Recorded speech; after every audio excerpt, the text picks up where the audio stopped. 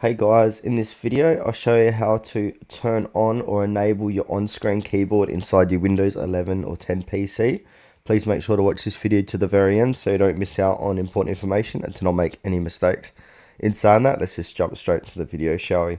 Alright guys, in your search bar, type in settings and then click on the settings. And then on the left hand side here you want to click into accessibility. And then you want to click on keyboard here.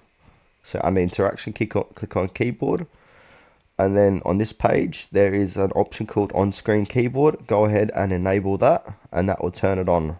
As you can see, the on-screen keyboard is now enabled. To turn it off, you can simply click out of it or disable it using the disable button here. So yeah, that's it for this quick tutorial, guys, how to turn on your on-screen keyboard inside Windows 11 or 10. Thanks for watching this video to the very end. Please consider to like this video and subscribe to our channel if you found it was helpful.